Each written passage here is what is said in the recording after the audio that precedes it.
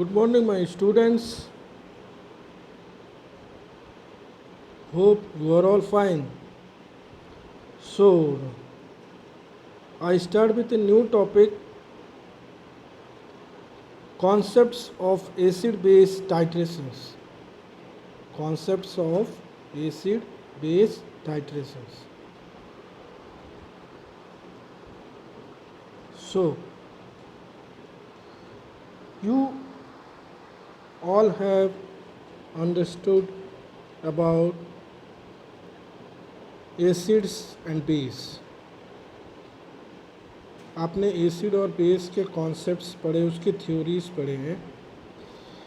तो हम यहाँ स्टार्ट करते हैं concepts of weak and strong acids. आगे बढ़ेंगे concepts of weak and strong base, और फर्दर फिर इसी के कर्व्स पढ़ेंगे हम, टाइट्रेशन कर्व्स। ठीक है। So here we are. सबसे पहले हम क्या करेंगे, एसिड रिएक्ट्स विथ वाटर। आपको मैंने बताया था hydronium ion H3O plus ions बताया था ना, H3O प्लस आयंस। तो कब बनेंगे, जब हम एसिड का रिएक्शन कराएंगे। यह acid dissociates in presence of water, तो क्या बनाएगा, on further dissociation it will form hydronium ion H3O plus ions plus chloride ions. Further एक और मैंने आपको बताया था एसिटिक एसिड CH3COOH। फर्दर जब वाटर के प्रेजेंस में डिसोसिएट होगा तो CH3COOH में से, चूँकि एसिड है, और एज पर लॉरी ब्रॉन्स्टेड क्या बताया था कि substance which donates a proton, substance जो कि प्रोटोन को डोनेट करेंगे, that will be known as a acid. वह सब्सटेंस क्या होगा, अम्ल होगा, जब वह प्रोटोन का दान करेगा, डोनेट करेगा। तो यहाँ एसिटिक एसिड में CH3COOH एक हाइड्रोजन आयन डोनेट हो जाएगा, और वो जो हाइड्रोजन आयन डोनेट होगा that will further reacts with water molecules and it will form hydronium ion. क्या बनाएगा, हाइड्रोनियम आयन। एसिटिक एसिड का से डोनेट हुआ H प्लस आयंस, और वाटर मॉलिक्यूल्स ऐड होकर क्या बनाएगा, hydronium ion H3O plus ions. Is it clear. आगे जब हम स्ट्रॉन्ग बेस की बात करते हैं, तो व्हेन एवर स्ट्रॉन्ग बेस, यहाँ पे हम एग्जांपल किसका देख रहे हैं, सोडियम हाइड्रोक्साइड। तो sodium hydroxide also known as a caustic soda, इसको हमने वाटर के प्रेजेंस में डिसोसिएट किया या रिएक्शन करवाया, तो हमने क्या देखा कि Na plus ions, sodium ions plus hydroxide ion OH minus ion form होता है। ठीक है। तो लॉरी ब्रॉन्स्टेड के हिसाब से क्या था, लॉरी ब्रॉन्स्टेड के हिसाब से कि there proton acceptor will be a base, और आर्हेनियस के हिसाब से क्या था कि बेस वो है जो क्या डोनेट करे, OH माइनस आयन। क्या डोनेट करे, OH माइनस आयन। तो यहाँ पे NaOH क्या काम कर रहा है, NaOH acts as a strong base that dissociates completely in the presence of a water to form hydroxide ions. वहीं पे जब हम ammonium hydroxide ion weak base, ammonium hydroxide weak base NH4OH, इसकी रिएक्शन कराएंगे वाटर के presence में, तो It will not dissociate completely in presence of aqueous solution या in presence of water to form hydroxide ions. Means NH4 plus OH minus ion form होगा.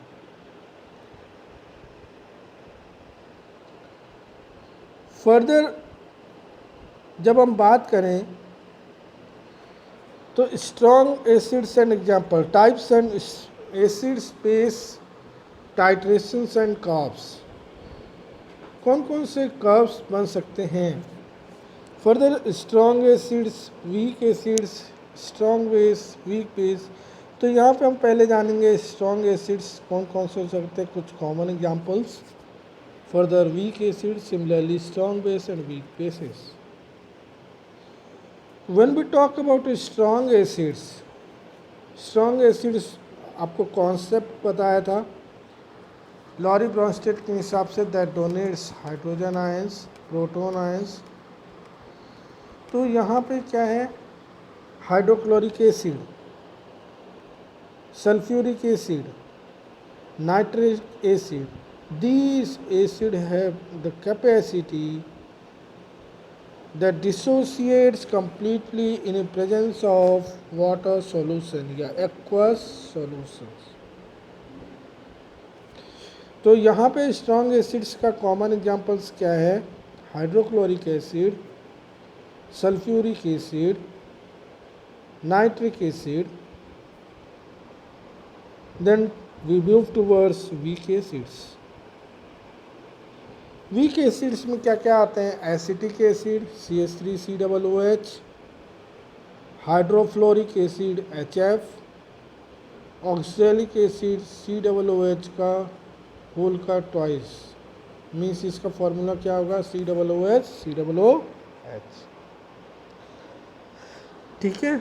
तो acetic acid, hydrofluoric acid and oxalic acids, these acids are known as weak acids. Strong base में बात करें तो NaOH sodium hydroxides, KOH potassium hydroxides, LiOH lithium hydroxides. और good morning.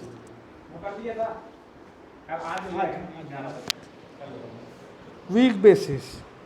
वहीं पे जब हम वीक बेस की बात करते हैं तो ammonium hydroxide NH4OH, ammonia NH3, ammonia and ammonium hydroxide. Ammonia का फार्मूला क्या होता है? NH3. और वहीं पे अमोनियम हाइड्रोक्साइड का फार्मूला होता है NH4OH. तो इस तरह लीजिए वीक बेसिस का common example ammonium hydroxides and ammonia. Strong bases की बात करें, when we talk about strong bases, ठीक, तो sodium hydroxides, potassium hydroxides and lithium hydroxides.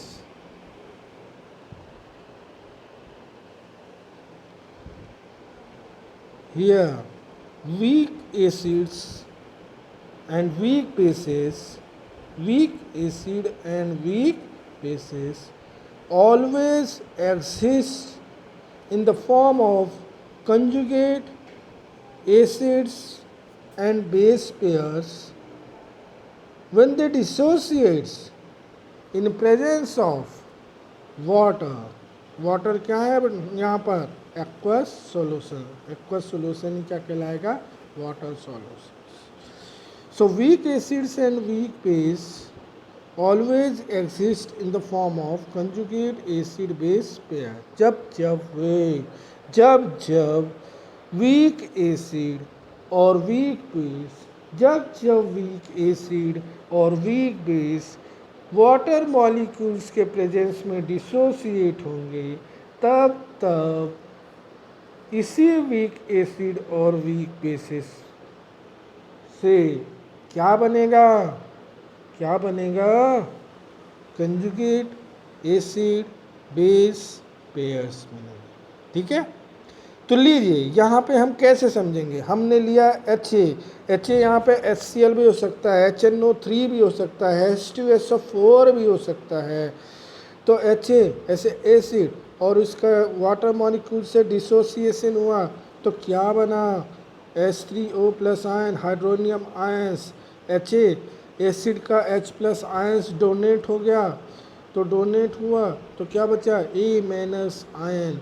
तो एसिड जब जब हाइड्रोजन आयंस डोनेट करेगा तो एसिड से क्या बनेगा, कंजुगेट बेस। एसिड से क्या बनेगा, कंजुगेट बेस। एसिड से क्या बनेगा, कंजुगेट बेस।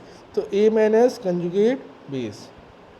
सिमिलरली जब जब हम बेस का रिएक्शन कराएंगे वाटर मॉलिक्यूल से, बेस का रिएक्शन कराएंगे वाटर मॉलिक्यूल से, तो क्या होगा, कंजुगेट एसिड फॉर्म होगा। क्या होगा, कंजुगेट एसिड। ठीक है। रूल ऑफ थंब देखिए, रूल ऑफ थंब यहाँ पे क्या है, A minus is a base and Ha is the conjugate acid of A minus. ठीक है। Rule of thumb is, rule of thumb ध्यान से सुनिएगा, ध्यान से पढ़िएगा, ध्यान दीजिए। रूल ऑफ थंब क्या है, weak acids have strong conjugate base. Weak acids have strong conjugate base. और जस्ट इसका अपोजिट चलेंगे तो while weak bases have strong conjugate acids. Is it clear? In the about two reactions, इन दोनों reactions में हमने क्या देखा कि जब जब if Ha is a weak acid then its conjugate base A minus will be strong base। अगर यहाँ पे Ha जो एसिड का काम कर रहा है, अगर वो वीक एसिड है तो उसका बेस, बनने वाला बेस क्या होगा, वाटर के प्रेजेंस में बनने वाला बेस क्या होगा, it will be A conjugate base. और वो बेस कैसा होगा, स्ट्रॉन्ग बेस। कैसा होगा, स्ट्रॉन्ग बेस। जब जब weak acid dissociates in presence of an aqueous solutions it will form strong base. और ये स्ट्रॉन्ग बेस आपका कंजुगेट बेस की तरह काम करेगा। मीन्स Ha अगर वीक एसिड है और वाटर मॉलिक्यूल्स के प्रेजेंस में डिसोसिएट हुआ तो क्या बनाया, कंजुगेट बेस। और क्या बनाया पहली रिएक्शन में, कंजुगेट बेस A माइनस। और ये कंजुगेट बेस कैसा है, it will act as a strong base. Is it clear? ठीक है, और आगे बढ़ते हैं। तो सिमिलरली अगर A minus acts as a weak base, A minus acts as a weak base, तो फिर वीक बेस का अपोजिट क्या जाएगा, बेस है तो एसिड होगा। लेकिन यहाँ पे जब वाटर मॉलिक्यूल से रिएक्ट करेगा तो वीक बेस क्या बनाएगा, कंजुगेट एसिड बनाएगा। बनाएगा ना, बनाएगा ना, बनाएगा। और वो कंजुगेट एसिड क्या होगा, क्योंकि वहाँ पे वीक बेस था तो यहाँ पे बनने वाला एसिड कैसा होगा, स्ट्रॉन्ग एसिड। कैसा होगा, strong acid. Is it clear? Clear और नॉट? ओके। हियर यहाँ पे देखिए रिएक्शंस, हमने क्या लिया, HCl। ठीक है, strong acid, base NaOH, strong base. देखिए फर्दर रिएक्ट हो रहा है, HCl का H प्लस जो डोनेट होगा, बेस का OH minus ion, hydroxide ion जो डोनेट होगा, तो दोनों ही रिएक्ट करके सोडियम हाइड्रोक्साइड का OH हाइड्रोक्साइड आयंस और एसिड HCl हाइड्रोक्लोरिक एसिड का H प्लस आयन जो दोनों ही डोनेट हो रहे हैं, H प्लस और OH माइनस आयन, ये दोनों ही डोनेट होने वाले एक दूसरे से मिल कर के क्या बनाएंगे, वाटर मॉलिक्यूल्स का फॉर्मेशन करेंगे और बचे हुए क्या हो जाएंगे, ऐड हो जाएंगे। मीन्स HCl का Cl और NaOH का Na, ये दोनों मिलके क्या बनाएंगे, सॉल्ट। क्या बनाएंगे, सॉल्ट। और कल ही मैंने आपको बताया था कि न्यूट्रलाइजेशन रिएक्शंस तब होती है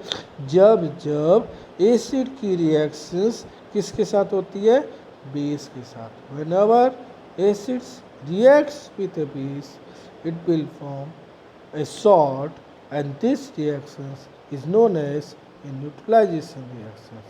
ये रिएक्शंस क्या कराती है, उदासीनीकरण। क्या कहलाती है, उदासीनीकरण। ठीक है, देखिए मोलिकुलर वेट की जब बात करते हैं तो HCl का मोलिकुलर वेट कितना होता है, 36.5 ग्राम। वहीं अगर NaOH की बात करते हैं तो कितना होता है मोलिकुलर वेट, 40 ग्राम। सिमिलरली NaCl का 58.5 ग्राम एंड वाटर मॉलिक्यूल्स का 18 ग्राम्स। सो आगे ध्यान दीजिएगा, 36.5 parts by weight of HCl are chemically equivalent to 40 parts by weight of NaOH. To 36.5 gram HCl, 100 gram of NaOH is added.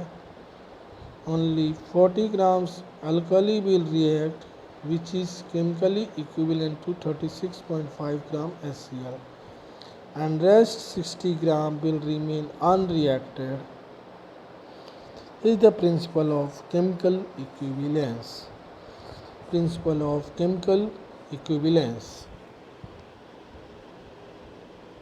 So आगे बढ़ते हैं हम, equivalent mass of N acid. Equivalent mass of N acid की जब बात करते हैं तो इसका बेसिक फार्मूला क्या होता है, molecular mass of N acid upon number of replaceable H plus ions.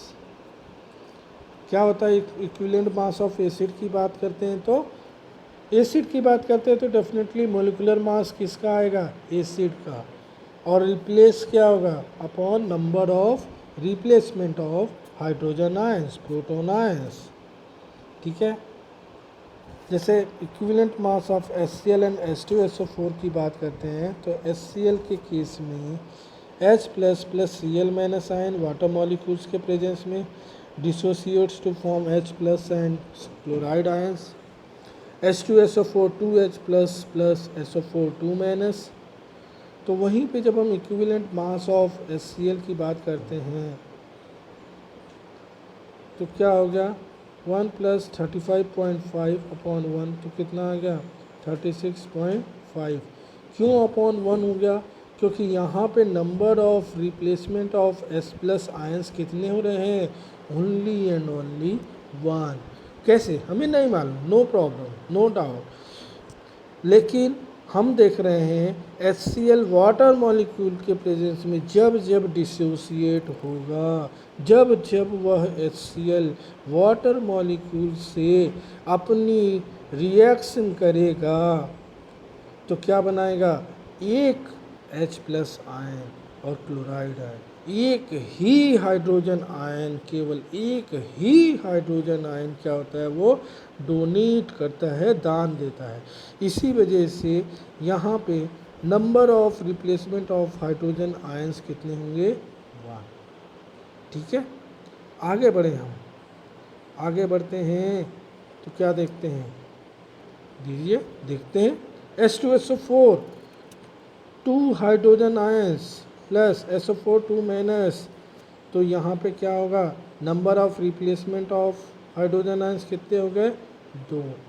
तो इस तरह से क्या हो गया, एज पर रिएक्शंस हाइड्रोजन का 1 होता है तो 2 × 1 प्लस सल्फ़र का 32 प्लस ऑक्सीजन में कितने हैं 4 टाइम्स है तो 4 × 16/2।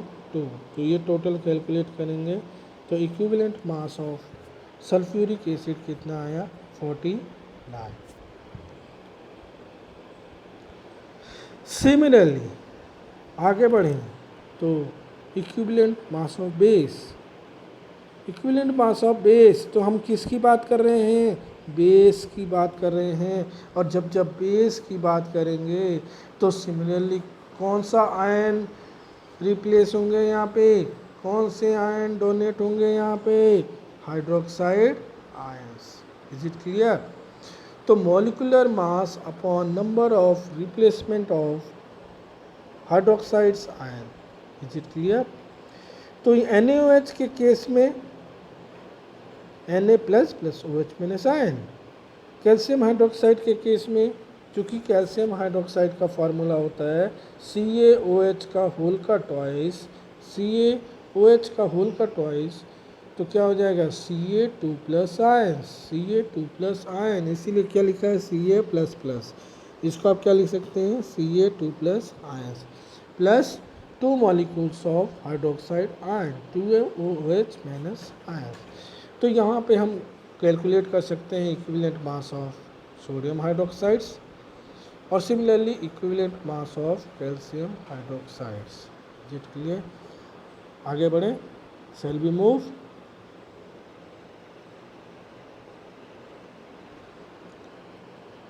Here we are equivalent mass of salt, equivalent mass of salt. यहाँ सॉल्ट की बात आ रही है, लवण की बात आ रही है, तो मॉलिक्यूलर मास ऑफ क्या होगा, molecular mass of salt divide by total number of positive और नेगेटिव चार्ज, डिवाइड बाय या molecular mass of a salt upon total number of positive और नेगेटिव चार्ज। क्या होगा, इक्विवेलेंट मास ऑफ सॉल्ट। तो NaCl और magnesium chloride, sodium salt known as a common salt, known as a rock salt, NaCl and magnesium chloride, ये क्या है, salt है। इनका इक्विवेलेंट वेट निकालना है तो सबसे पहले डिसोसिएशन विद वाटर मॉलिक्यूल्स देख लिया। तो NaCl dissociates to form Na plus and chloride ions. वहीं पे magnesium chloride dissociates to form Mg2 plus plus 2 chloride ions. तो equivalent mass of NaCl as per formula molecular mass sodium का कितना होता है 23 और क्लोराइड आयंस, क्लोराइड का 35.5 upon कितना है पॉजिटिव और नेगेटिव चार्ज 1, तो आ गया 58.5। वहीं पे जब हम मैग्नीशियम क्लोराइड की इक्विवेलेंट वेट की बात करते हैं, इक्विवेलेंट मास की बात करते हैं, तो चूंकि यहाँ पे 2 आयंस है पॉजिटिव और नेगेटिव, इधर पॉजिटिव और नेगेटिव, कितने आयंस हो रहे हैं 2 आयंस हो रहे हैं। तो इस वजह से 2 चार्ज हो रहे हैं, या तो पॉजिटिव हो रहा है या फिर नेगेटिव हो रहा है। तो डेफिनेटली हम यहाँ पे क्या कर रहे हैं अपॉन 2। ठीक है, क्लियर हुआ।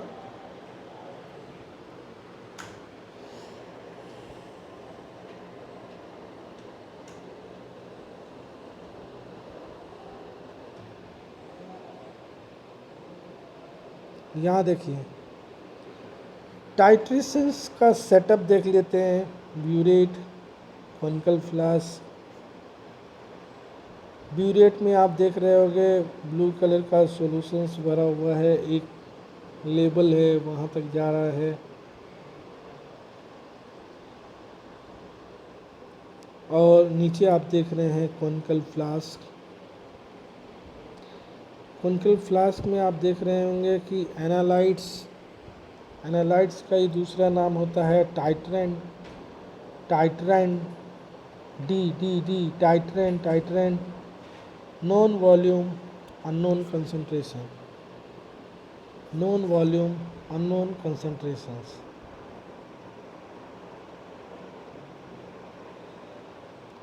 टाइट्रेंट में हम क्या देख रहे हैं, known concentrations with specific volumes. ठीक है, known concentrations with specific volumes. So आगे बढ़े, शैल बी प्रोसीड। चलिए लीजिए, आपके सामने है टाइट्रेशंस की definition. So how we will define a titrations? तो titration is a technique, titration एक ऐसी तकनीक है, एक ऐसी टेक्निक है, from that technique we can be able to determine the concentration of a unknown solutions. ऐसी तकनीक जिससे हम अननोन सॉल्यूशन, अज्ञात विलयनों का कंसंट्रेशन ज्ञात कर सकते हैं। Titration is a technique from which we can determine the concentration of an unknown solutions. Is it clear? तो इन टाइट्रेशन सेटअप हमने देखा कि solution of a known concentration, solution of a known concentration को क्या बोलते हैं? Titrant. क्या बोलते हैं? टाइट्रेंट। करंट लग गया, क्या है? करंट लग गया। तो करंट कब लगा? जब हमें नॉन कंसंट्रेशन और नॉन होते हुए भी हमें क्या लग गया? करंट लग गया, शॉक लग गया दादा। A solution of a known concentration titrant is used, और this titrant is further used to determine the concentration of an unknown solution. यही टाइट्रेंट यूज किया गया ताकि हम further to determine the concentration of an unknown solution, जिसे हम बोलते हैं टाइट्रेंट और एनालाइट। टाइट्रेंट और एनालाइट, ठीक है। The solution of a known concentration, जिसे हम टाइट्रेंट कहते हैं, is added through a burette. Burette में से ऐड करते हैं। Solution of a known concentration is added through a burette to a known volume of the analyte, the solution of unknown concentration, until the reaction is complete। पूरी reaction process, पूरी क्रिया को संपूर्ण करने के लिए, उसको समापन करने के लिए, कोई उसको इक्विवेलेंसी लाने के लिए टाइट्रेंट को ऐड करते हैं with the help of a burette, with the help of a burette into a conical flask until the reaction is complete। So knowing the volume of a titrant added allow us to determine the concentration of an analyte, unknown analyte। अब हमें and point determine करना है, तो आपको क्या चाहिए? आपको क्या चाहिए? An indicator. क्या चाहिए? इंडिकेटर। गाड़ी चला रहे हैं, लेफ्ट मुड़ना है, राइट मुड़ना है, लेफ्ट मुड़ना है, राइट मुड़ना है, तो क्या चलाना पड़ेगा? इंडिकेटर। एम आई राइट? ओके, तो यहाँ भी आपको क्या चाहिए? इंडिकेटर चाहिए। क्या चाहिए? इंडिकेटर्स। तो titrant and analyte is a pair of acids and base. Acid-base titrations are basically monitored by the change of pH as titration progresses। Titrations का बेसिक मॉनिटरिंग किसके तहत किया जाता है? Change of pH। Change of pH जैसे जैसे titrations carried out होते जाते हैं, टाइट्रेशंस प्रोग्रेस में होते जाते हैं।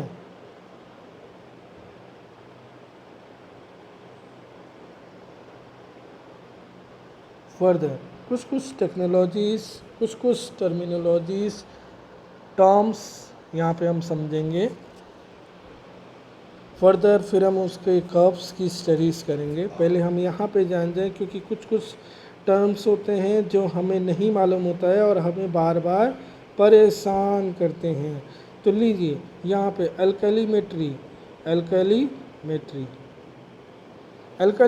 If you wish to find the concentration of an acid solutions, If you wish to find the concentration of an acid solutions, अगर आपको एसिड सॉल्यूशंस का कंसंट्रेशन पता करना है तो you would titrate the acid solutions with a solution of a base alkali of known concentrations. क्या होता है एल्कालीमेट्री? क्या होता है एल्कालीमेट्री? वहीं एसिडीमेट्री जस्ट इसका अपोजिट, आपको बेस का अननोन कंसंट्रेशन पता करना है. If you titrate A base of unknown concentrations with an acid of known concentrations, तो क्या होगा? यह होगा एसिडीमेट्री. आगे बढ़ें. टाइट्रेंट और टाइट्रेंट, तो titrant solution of A known concentrations, titrant solution of a known concentrations which is added to another solutions whose concentration has to be determined. known concentration of a solution add करते जाते हैं. किस में add करेंगे? जिसे चाहिए. तो added to another solutions जिसका कि हमें कंसंट्रेशन डिटरमाइन करना है. क्या कहलाएगा? टाइट्रेंट. वहीं पे हम बात कर रहे हैं एंड टाइट्रेंट और analyte, the solution whose concentration has to be determined. ठीक है, टाइट्रेंट क्या है या एनालाइट क्या है? जिस सॉल्यूशंस का कंसंट्रेशन हमें पता करना है. Equivalence point. Equivalence point, point at which amount of titrant, point at which amount of titrant added to completely neutralize the analyte solutions. Equivalence point वह पॉइंट है जब हम एक specific amount of titrant add कर देते हैं और उस specific amount of titrant add होने से complete neutralizations reactions of the analyte solutions take place. ठीक है.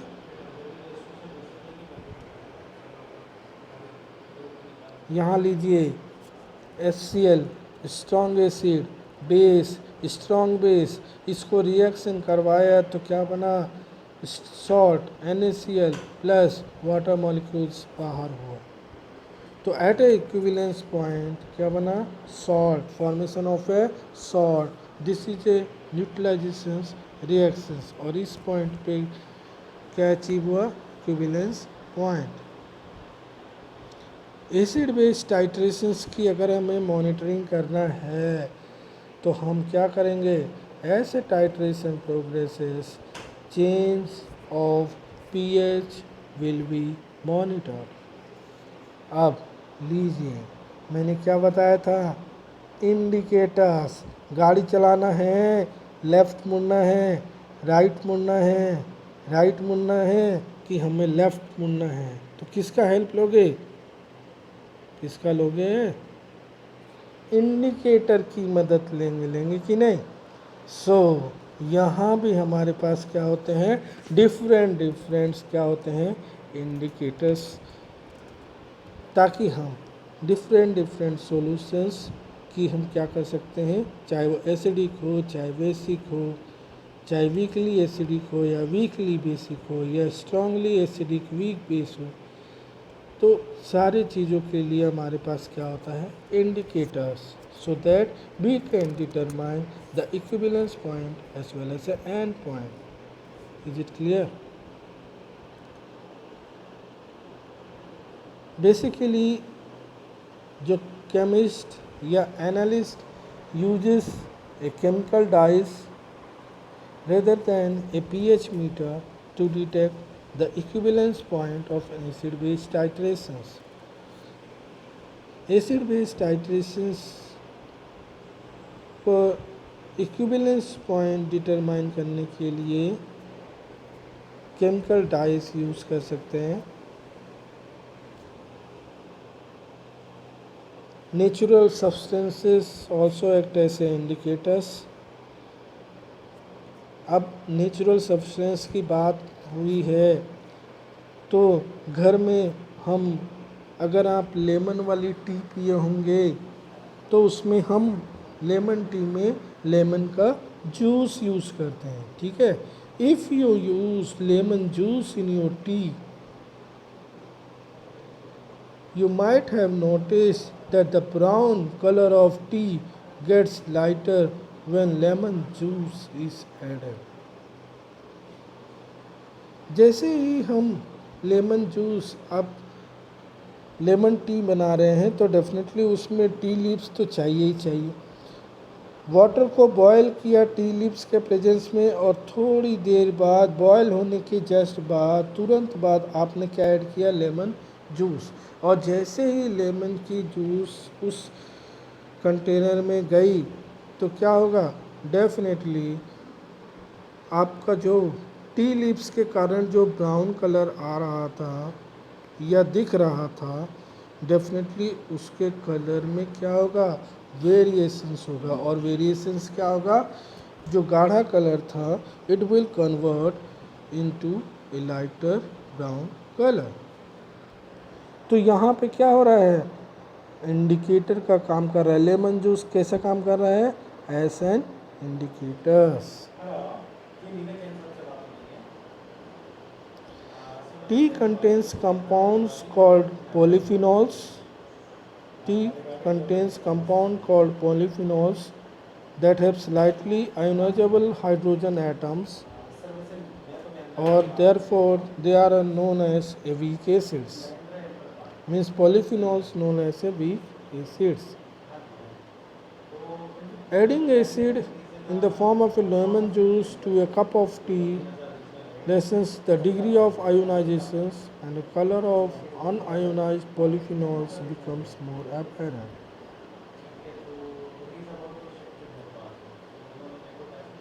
For the purpose of titrations, it is good enough to know that an indicator is a weak acid or a weak base that is added to the analyte solutions, and it changes colors when the equivalence point is reached.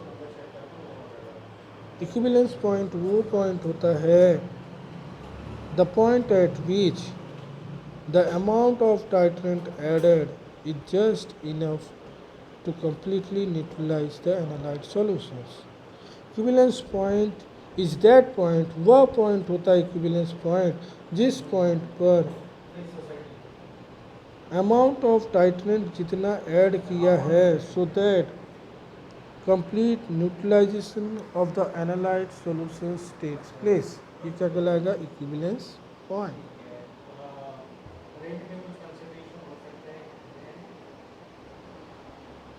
लीजिए, तो further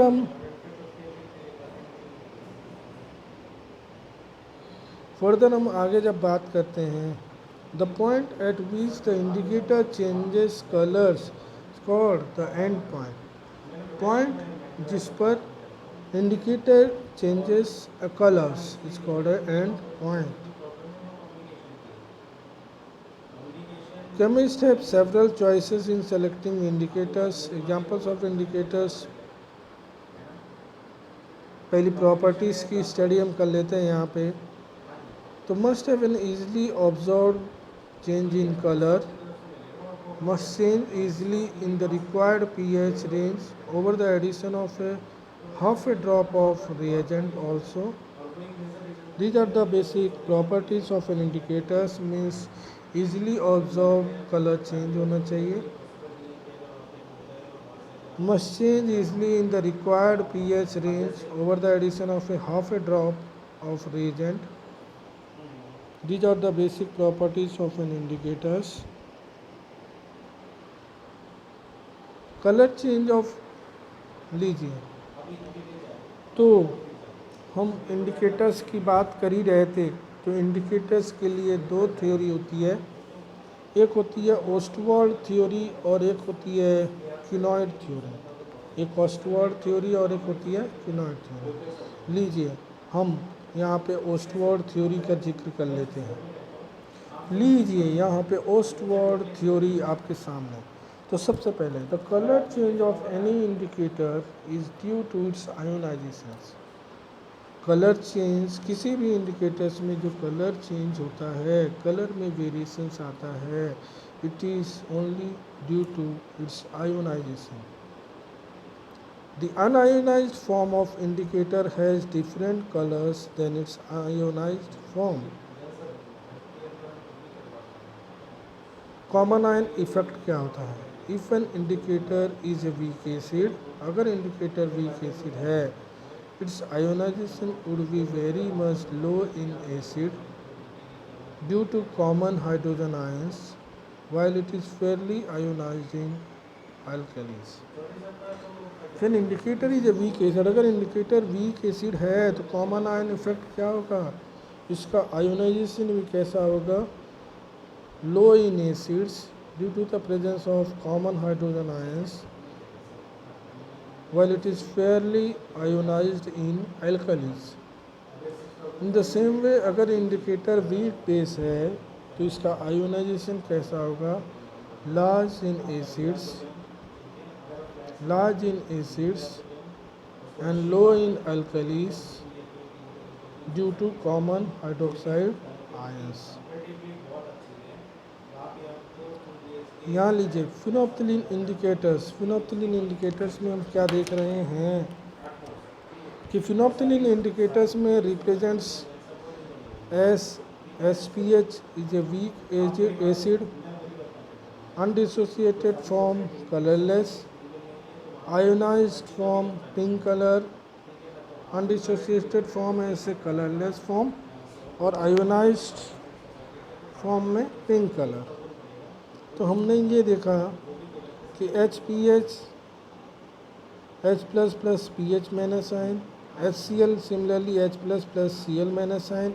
यहाँ हम देख रहे हैं H plus ion act ऐसे common ion, और HPH और NaOH तो H plus plus PH minus ion, और NaOH क्या बना रहे हैं? OH minus ion plus Na plus ions. ठीक है, तो OH plus minus ion further H2O बना लेगा in presence of H plus ions, और Na प्लस और PH माइनस आयन क्या बना लेंगे? NPH, that indicates a pink colour. तो this is a Ostwald theory, means undissociated form में क्या होगा? कलरलेस, और वहीं पे जब आयोनाइज्ड फॉर्म में होगा then it will show a pink colour.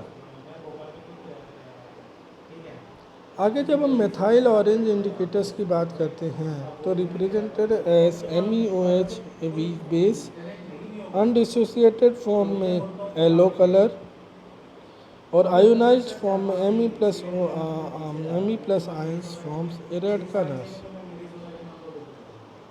Means हमने MEOH को OH plus minus plus Me plus, NaOH OH minus ion plus Na plus, it forms OH minus ion हम देख रहे हैं कॉमन आयन बना दे रहे हैं। सिमिलरली यहाँ पे हम रेड कलर फॉर्मेशंस देख रहे हैं आयोनाइज्ड फॉर्म में H plus OH minus ion, तो फॉर्म से वाटर मॉलिक्यूल्स। तो methyl orange indicators, phenolphthalein indicators, methyl orange indicators. ये लीजिए क्यूनॉइड थ्योरी। क्यूनॉइड थ्योरी में क्या देख रहे हैं? Acid base indicators exist in two forms. पहला फॉर्म होता है बेंजोनाइड फॉर्म और दूसरा फॉर्म होता है क्यूनॉइड फॉर्म। पहला बेंजोनाइड, दूसरा क्यूनॉइड, बेंजोनाइड क्यूनॉइड। तो ये दोनों ही two forms have different colours, दोनों ही फॉर्म में क्या होता है? Different colours. The colour change is due to the inter conversion of one form to other.